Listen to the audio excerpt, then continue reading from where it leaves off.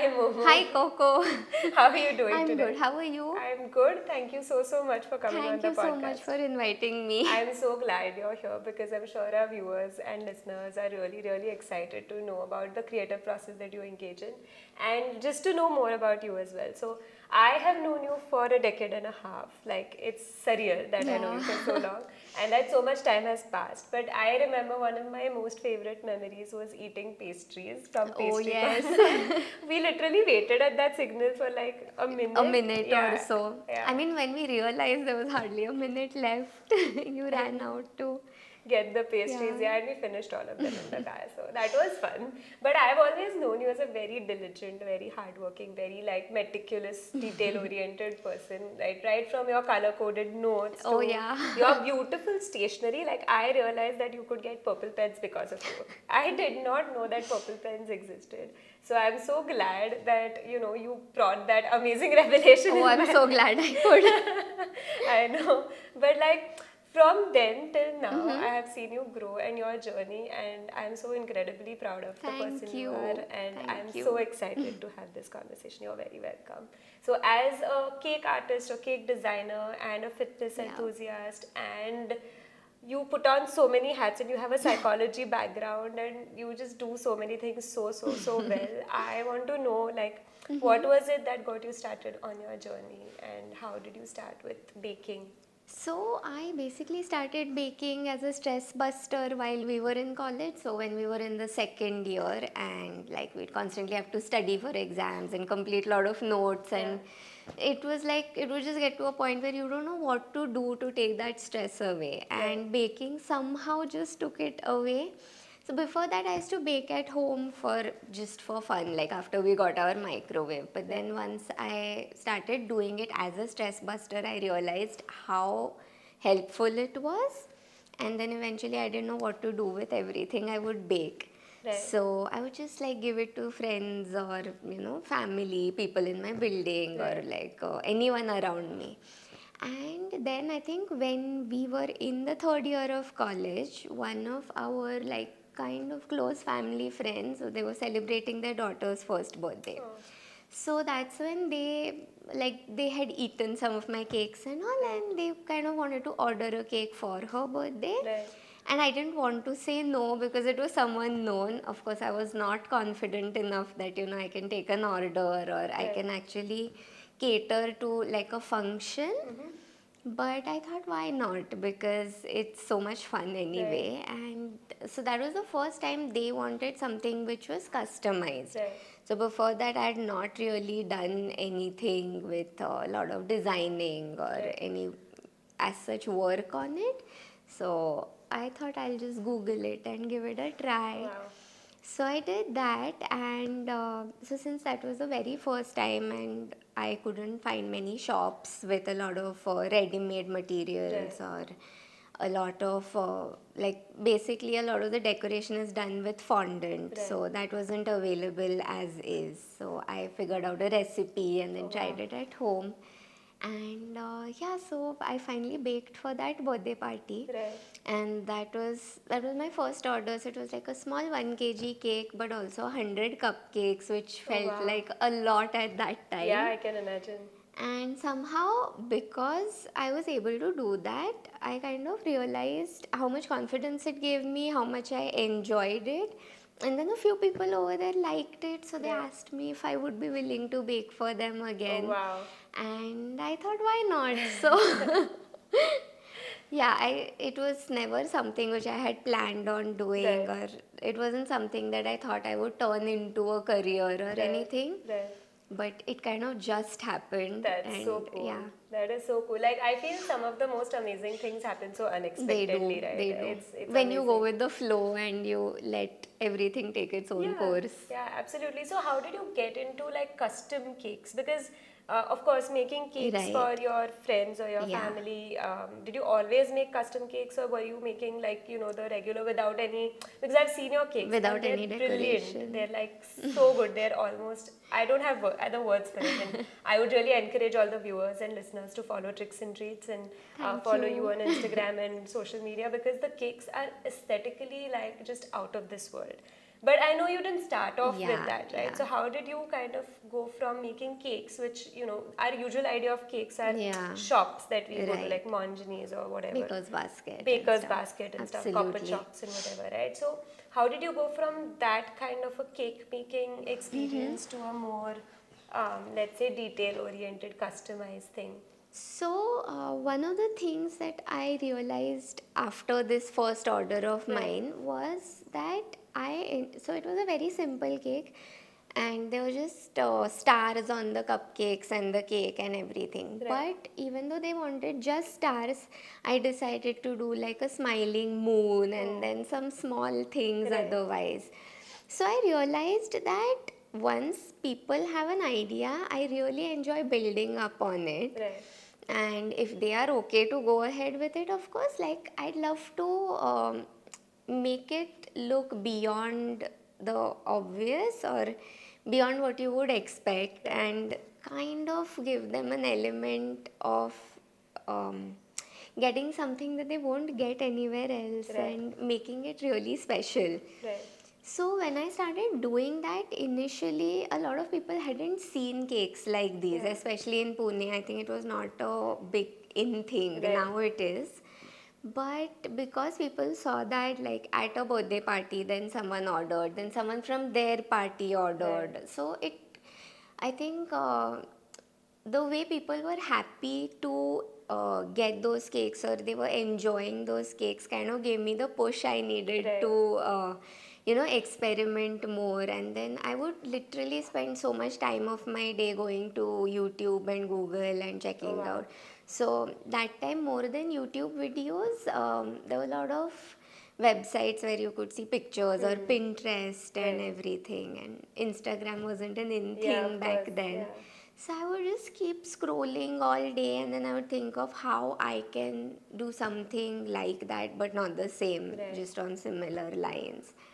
And I think I got really lucky because I started off at a time when there wasn't much competition. So people were ready to uh, kind of give the freedom to try out new things. right, So I could make the most of that, and I could try out customizing, and somehow over time I collected a lot of pictures and right, everything of what I had made. And I think when Instagram became popular, that was one of the most like that gave the boost I needed, right, because so many people that I didn't know or who were not from these circles that had right, previously eaten at a party or seen the cake at a right, party, they would just see it and then want to order. right. So that's how I think I got into customized cakes in a very full-fledged way. That's so cool. But Yeah. I remember also the cakes you had made for my grandparents' Oh 50th yes, anniversary, and like those little babies that on the was cake. It was just such a, I mean, it's such a beautiful aesthetic yeah. experience. And so for you, Momo, like, is it an emotional experience where you get to connect with the customer, and do you, like, how does that work for you? Like, is it important for you to connect with the theme and the customer and like the emotional experience of making the cake beyond just the aesthetic experience? Yeah, I think it is because of two things. When, like I said, when I first started, it was all the close people that I Right, made it for. So I'd already kind of formed this emotional connection with my work and with the people right, that I would be doing it for. right, Luckily, in all the initial phases, since it was known people, I would have like very good experiences, and that made the whole thing or I think that made me more emotionally involved in right, my work anyway. right, So I would look forward to, getting it done, but the way they want. right, So I know they have a certain expectation. Like when we did your Dada Dadi's 50th yeah, anniversary cakes. So even though it was, something that I had not customized 50 cakes yeah, before ever in my life, but then I knew that you guys wanted something which would kind of make it special for both of them. And I knew I just had to figure out a way to do it. So I did. it And was it, super special. I mean, I have to say, it was beautiful. So, like, one thing was making everything, but beyond that, I still remember when I came to the party and everyone was so happy to right, just see the cakes, and seeing people's reactions over there. that was one of the best parts of it for me. Right. So making, yes, making the happiness was like 20-30% or Right. maybe a little more. But having that validation, I think, from so many people Right. is, yeah, that part of it is so beautiful. Yeah, I really can imagine because Yeah. I have experienced that happiness of seeing a cake that you make, and like now for Dada Dadi's party or like Yeah. their 75th and 80th Yes. birthdays as well, and for now Isra's first birthday. You've made all the cakes, and I think you will continue to make all the cakes of all the significant milestones in my life, and I would want you to make them. But honestly, like when I look at it, it's like for me, before your cake was a like it's a gustatory experience. Like, Yeah. it's taste. It's like I eat a cake, it's sweet, I like it, and Absolutely. it's a dessert. And sure, it's presented in a certain way and it's Yeah. great. But like since I've seen you work on your cakes also and do so many customized cakes, and you put your process now on Instagram Yeah. sometimes of how you're actually making it and setting it up also. Right, right. It's more than just a taste related Definitely. experience. Like it's like a visual treat Yeah. almost. Do you think other senses play a role in your cake making process or in the customers like cake enjoying process? Definitely, definitely. Because when, so a lot, like you said, a lot of people have not experienced a custom cake Mm-hmm. because for so many years we were used to a simpler, maybe Black Forest Right. pineapple kind of cake.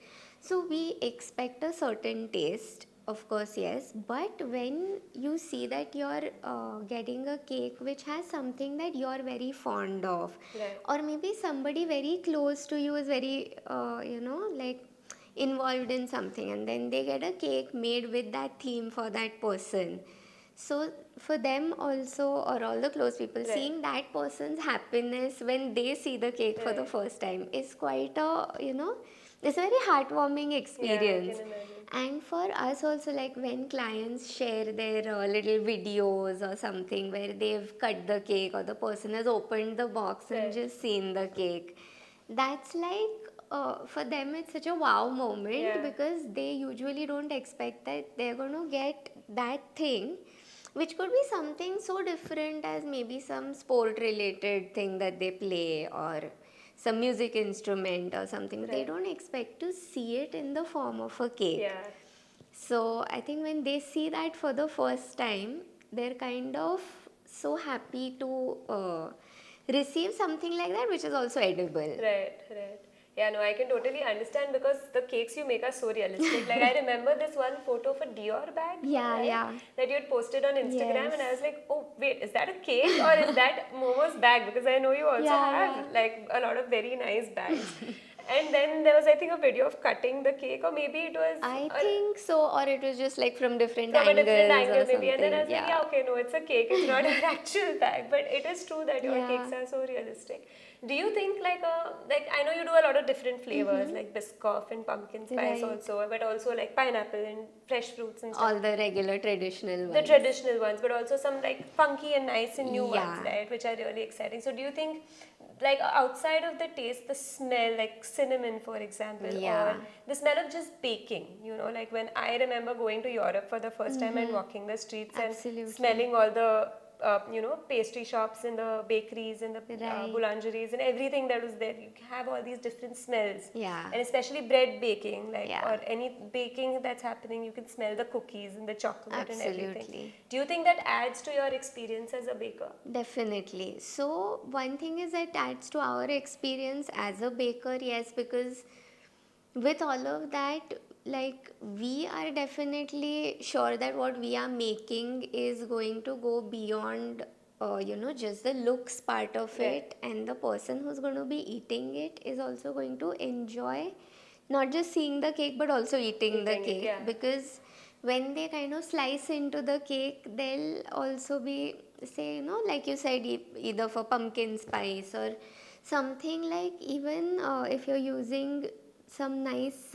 fragrance like we do lavender or Right. violet, and it's a little thing but it adds so much of freshness Right. to the cake, and then when the person is smelling that first and then they're having a bite of the cake, they're definitely going to be a little happier with it because Right. they're getting to experience both the things.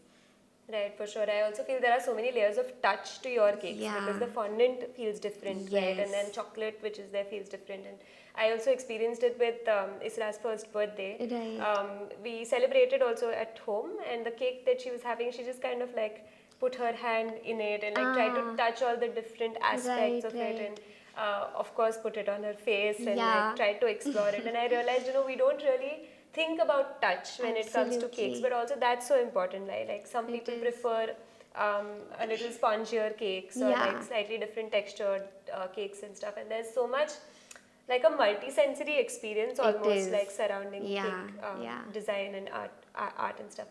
But I want to also ask you a question about, like, sure, all these senses are involved and you are like working on multiple levels to make a really beautiful cake that your customers fully enjoy. Have you, I know you have a background in psychology, so do you think that your background in psychology like influences your baking, or do you think now your fitness journey influences your baking, or any other field, or your love for stationery? Like, Right. how do Right. other interests kind of come together here? So I think one is, like you said, psychology more than the actual baking part. When we are talking to a customer or whenever somebody approaches us for an order, the whole conversation from understanding what they actually want, or like we talked about emotional connect, so their emotional connect to the end product that they are going to get, Right, and hence how much we put into it after that makes a lot of difference. right, And somehow I think that also impacts our connect to the cake.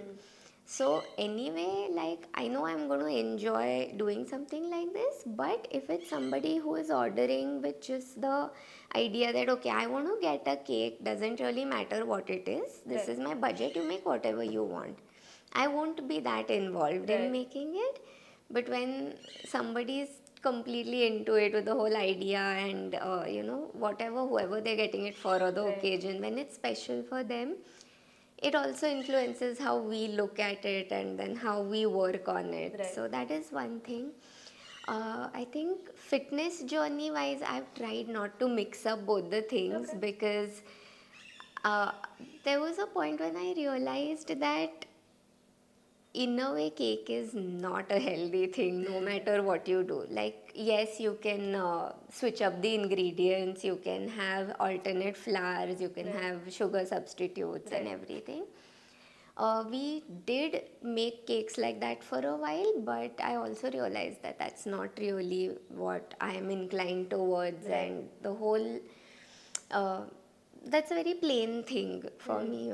So I think the other part that you mentioned, like my love for stationery, Right, colors, putting things together right, or organizing, that's also where this whole break between fitness thing and this comes, right. because if I'm not going to enjoy what I'm making, what I'm doing, then I don't want to do it just for Of the course, sake of it. of course. And somewhere I think I've also become so used to making cakes that look a certain way that when it is not that attractive, I kind of feel like I'm lacking in putting forth my best. Not to say that healthy cakes cannot look good Right, and right, everything, there are a lot of people who do it, right, but it's kind of not my cup of tea. right, But definitely, like this whole putting different, like you said, the aspects of colors from stationery and all, or how I would like to get different tools to paint or something. right, I love getting similar, tools like palette knives and right, ball tools and everything to paint on cakes, right, and that just makes it so much more. The process is very satisfying for me as well. right. Yeah, I can imagine. And I remember for Isra's first birthday as well. yeah, You were putting the cake together on the dessert table, and I think the star that was levitating on the top, yeah, yeah, there was yeah. some golden shimmer or something that you wanted Yeah, to which add I to wanted it. to Yeah, add. and I remember your mom also saying that she's very detail oriented, and I was like, yeah, I know. I've seen you since the last Yeah. 15 years, and you take so much effort in making sure that cake is perfect and like up to the mark and just perfect in every sense of the word, with like all the minute details. Like, maybe some people won't even notice that or Right. know that you are supposed to put Yeah. that shimmer on top or whatever, right? But like, because you know it and you want to do it, it just Yeah. adds that extra pizzazz or Yeah, glamour to and I that think cake. that's necessary because if you skip these things, it's again going to go back to ordinary somehow. Right, right. And I mean, I don't know, but like I've just loved doing these things so much that even if uh, I don't know how to put it. Like even if a person doesn't expect it or they are not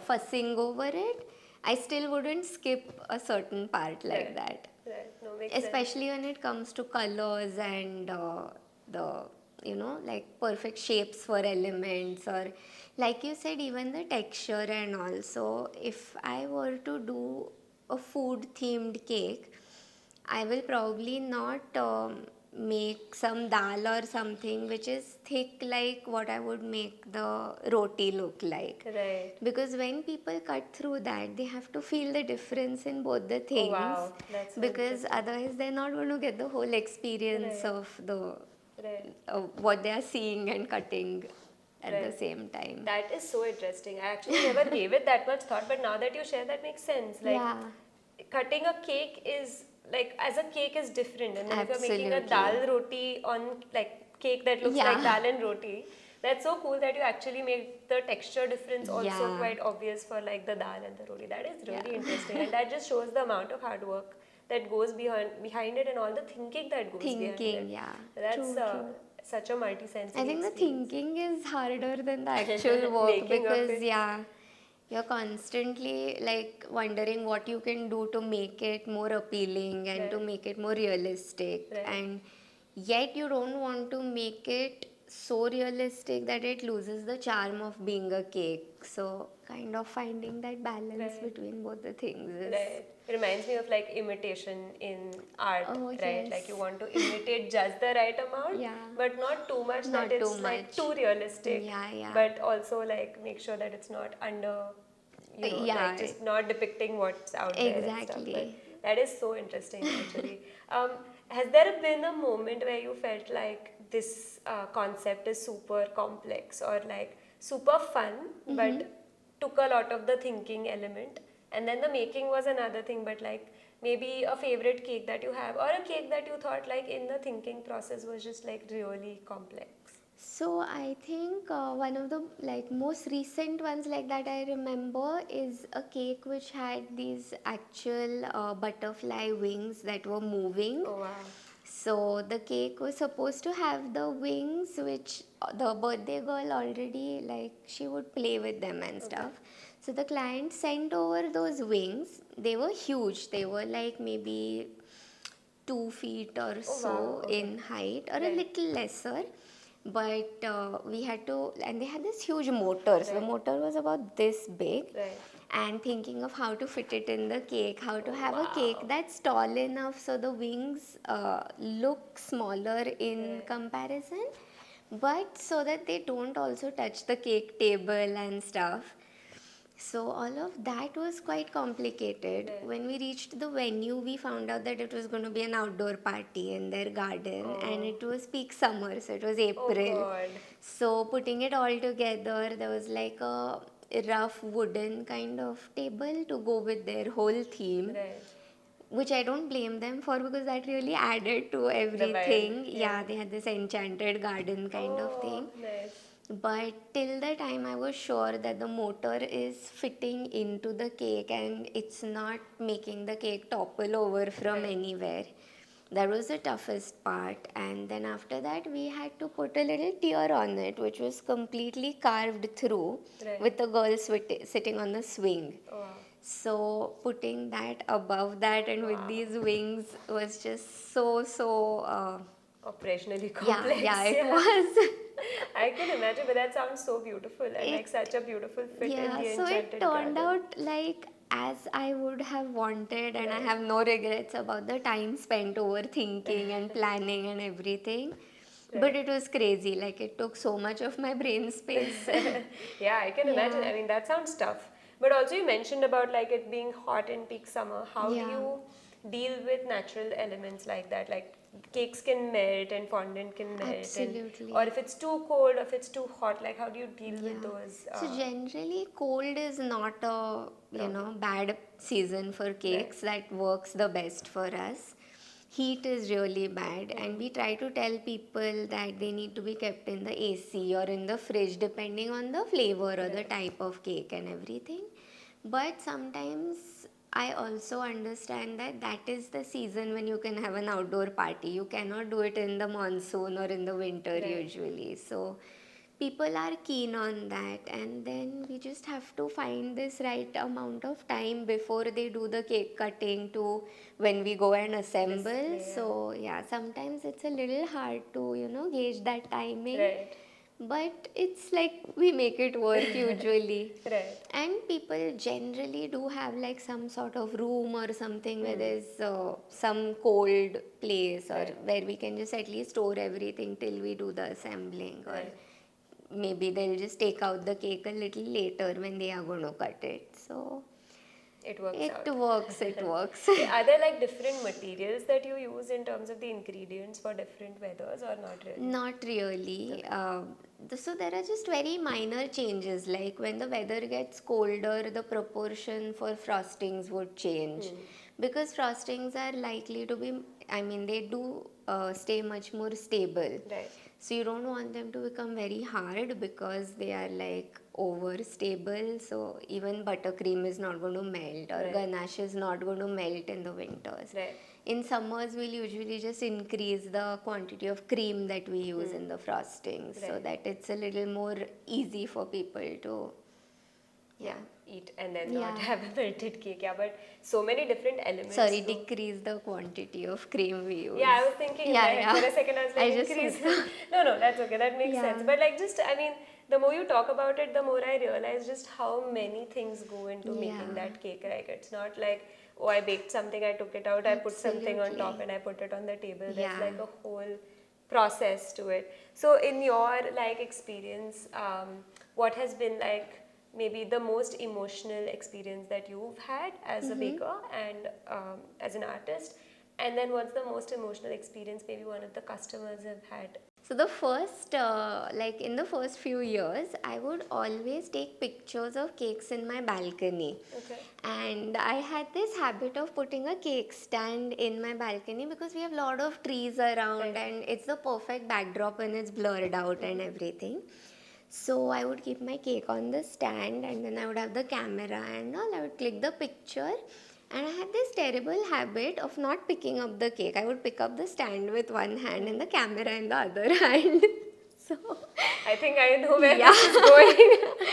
and I had made this cake with a lady sitting in a garden, and she has all these plants around her and nice steps leading to the bench where she's sitting and all.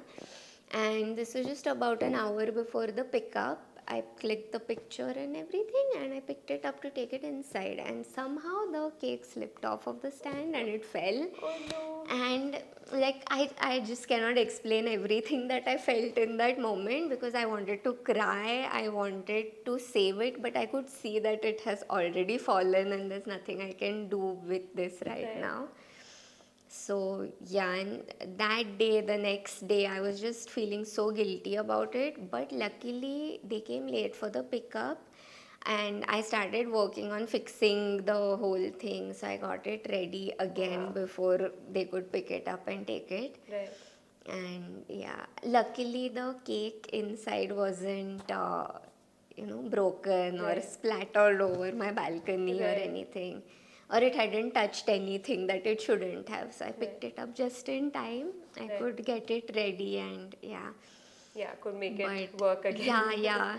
But I mean, this was emotional, but in a very funny way. Yeah, no, I can imagine. But like also the cake falling, that moment is just so stressful. I'm glad you could make it work and that it didn't fall to that extent, or like get fully damaged that you had to bake everything again. Like that would have been crazy, yeah, super tough also. And to do it when you're stressed makes it a little more difficult, because you're not in the right frame of mind and you're thinking about how you're going to get delayed or how you've disappointed someone else, and then it's a downward spiral. It is.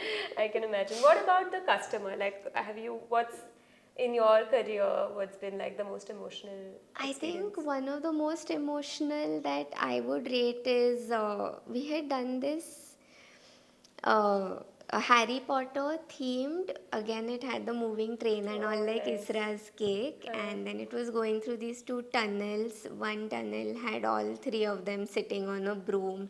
The other one had a So Hogwarts cute. castle. And then the cake was like the snitch and the books and Oh, wow. everything. And that was again a particularly tough day for us because this was in April. We were assembling it at 4 o'clock out in the open. Right.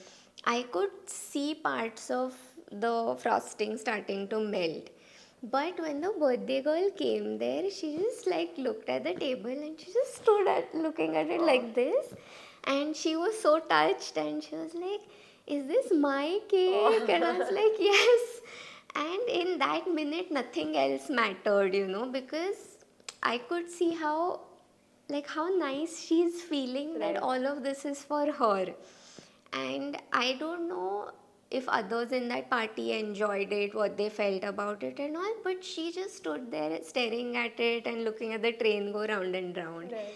And then there was a sorting hat which was also rotating, so she particularly kept pointing that out, and it was just so beautiful to see how she enjoyed it. Right, right. That does sound magical. I So mean, I think yeah, the next time I customize a cake from you, maybe it's a Harry Potter Harry one. Potter one. Although I can't guarantee Visra is going to be interested in Yeah. Harry Potter, but for me, I think maybe I'll get a We'll Harry know Potter. after a few years Yeah, if she likes it. for sure. She loves books, so I think the next cake Okay. I already have a Yeah. theme idea for books. But Nice. we'll get there. I mean, there's We'll still get time. there. There's a long time for her to And the turn to me. likes can change and develop so Yeah, much in this yeah. whole year. For sure, for sure. I mean, I absolutely love the moving elements of your cake Oh, as well. yeah. Like the train, like you said, for the Harry Potter one for Isra's birthday, you had a train moving Yeah. around. And how do you use this like kind of almost engineering bits into the cake? Like how does that work? So initially, when we started again, all of these things were not available as ready-made. So I used to experiment with, like, I had no background of using motors or batteries or anything of that sort. So we had an electrician which was like very close to my house, and I would just go there. I would keep asking him questions like, if I want to put something on a cake and I want it to move, so what do I do? Right. And then he would give me these big batteries, and then it would have different wires, and he would give me something else so you make it connect, and Right. that's when it starts and all. So initially I experimented with a lot of those things. It was fun, people would love it, but it took a lot of Of course. patience, time, everything. Right. Again, I think somewhere it was completely worth it because when people see something like that for the first time that they don't expect on a cake, it's a very nice feeling. Yeah. Over time, as baking has become popular and people here are buying so many of these materials and all now, a lot of these things are available online. Right. So there are actual websites that will cater to having these little rotating machines Oh, and the wow. levitating motors and all. Even if they are not originally made for cake, you do get them pretty easily. Right. And just having that variety also gives you a lot of ideas of what you can do, what you Right. haven't done before. And it, like there's 1,000 ways to use the same thing over again, Right. but it never gets boring. Like, one of the ideas we discussed was having a moving carousel for Right. Isra's cake. So the same thing that I would use to make the carousel, I've also used for someone who had just gotten a bike and they wanted a scale model of the bike to be moving Oh, like it would be wow. in a showroom. Right.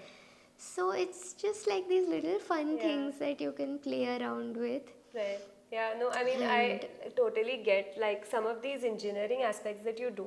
Every time I see something, I'm like, I yeah, mean, almost reached like some, her potential, I can say. And then you do something that totally takes my breath away again. And for Isra's birthday, the funny thing that happened, the cake that you had made had lights inside, yeah, yeah, right? yeah. And so people thought it wasn't a real cake. So Oh, by the end of like a couple of hours, no one had cut no into one the had cut cake, so it. I had to actually go tell people to move it to the like outside table. To the Yeah, buffet. so that people can Yeah, actually yeah. cut and enjoy it. But like I said, those engineering aspects or Yeah, things that you add to the cake just really give it so much personality, yeah. and it's so much learning on your end. It is. Yeah. So over time, even for cakes that are like, they have an element of something being gravity defying, or you want to show some kind of negative space between two tiers or Right. something. For that, there isn't anything ready made. So we've had to figure out how to make structures on our own. Right. And luckily, it has helped me a lot that my mom has been helping through all of this, because she's so good with all the, designing Right. structures and getting a, what to say, like a stable, foolproof thing made. Right. So it's not enough to just be able to design it, but it has to reach the client as it is, Right. because it can't just be like you're making something beautiful that looks like, oh, a teddy bear is holding a cake up, but by the time it reaches, it has fallen. Right. That can't Of work. course. So the whole thing has to stay in space. How to balance the weight of everything. Right. So if the cake has a soft filling at the base, you're not going to be okay with anything pressing down on it, which makes the filling come out or the cake break. Right. So how to keep everything in place. And also, yeah, it has been a lot of learning, Yeah. a lot of it through experience, and luckily I still get to experiment these things on my friends and family's birthdays and Nice. everything. So even if something goes wrong, Yeah. it's not a big deal. Yeah, but I mean, I'm sure it doesn't go Yeah. wrong that often. Like, it's probably Not that very rare. often, but Yeah. yeah, we do, like, we've had our fair share of times when it has happened. So That's to be expected, yeah, but any learning comes from those it does, it experiences does. as well. I think what I'm getting also from this conversation is that, like, my God, so much effort goes into it. Like, It that's does. crazy, but it's also such a multi-sensory, Yeah, interdisciplinary experience of, like, this whole cake yeah, making, cake enjoying process. true.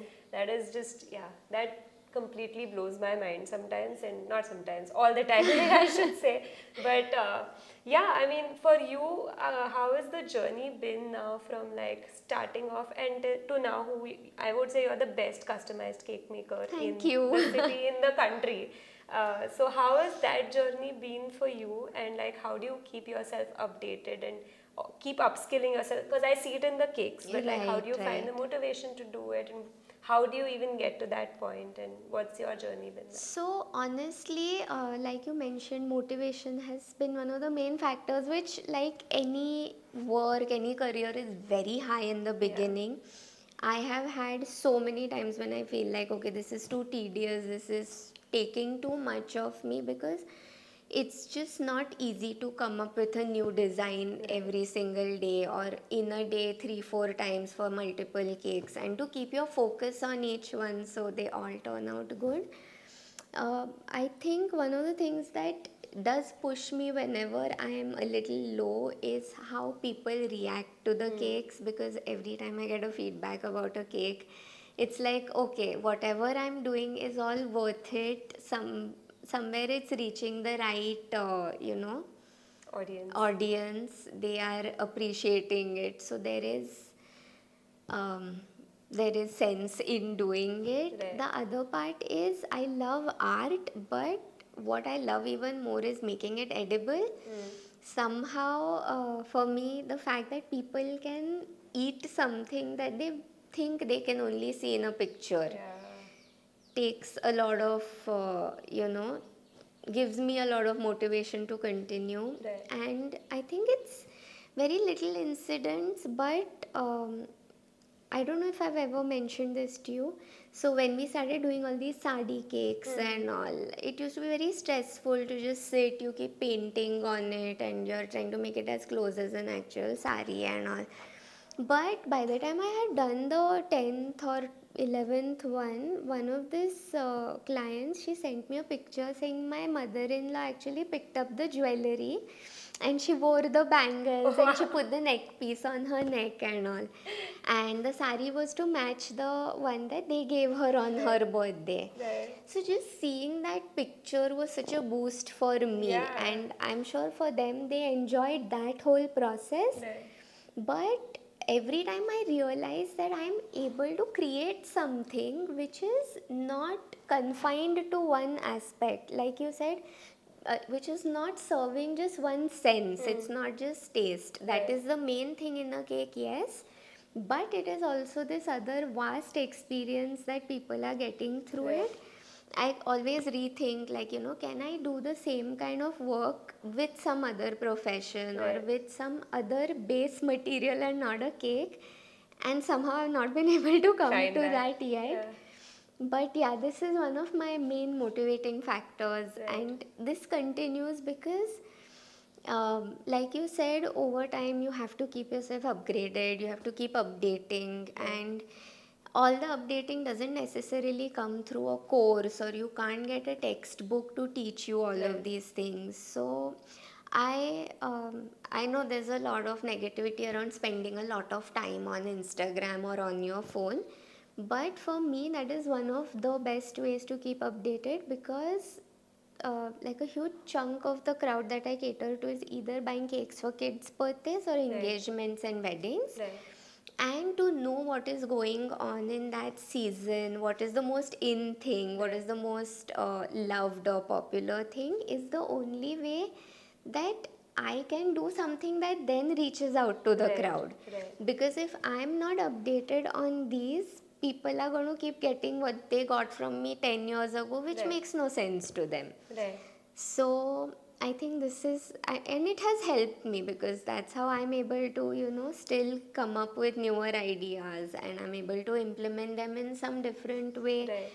or something that I may have just seen somewhere, say, in some party or on Google or with somebody, that I realize I can use in a different way on the cake.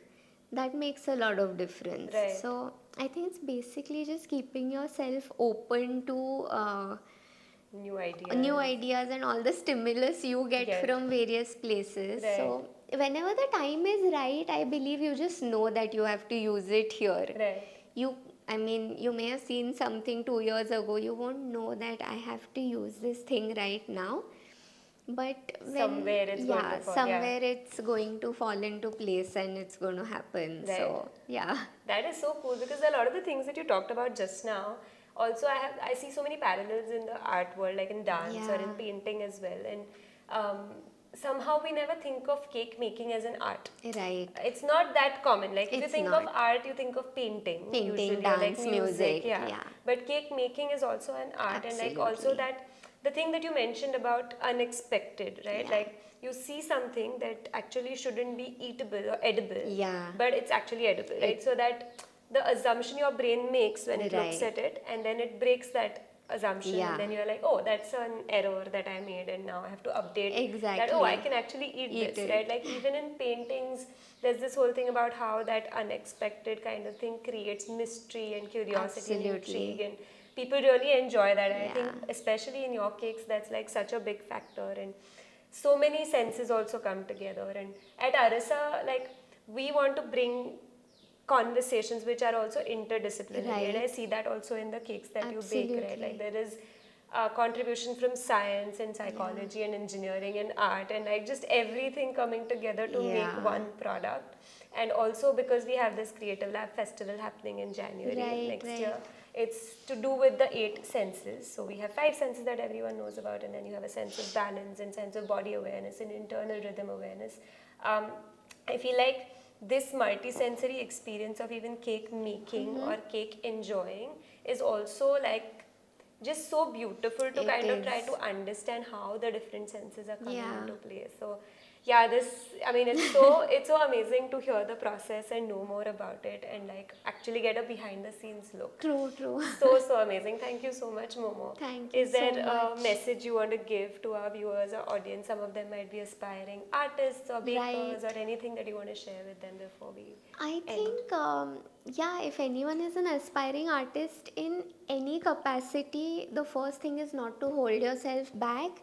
Don't think of what kind of art others are making, because that blocks all your creativity. You limit yourself to whatever you can. I mean, you can probably do much more, but you won't even try because you're thinking that that's not the kind of art others are Right. making.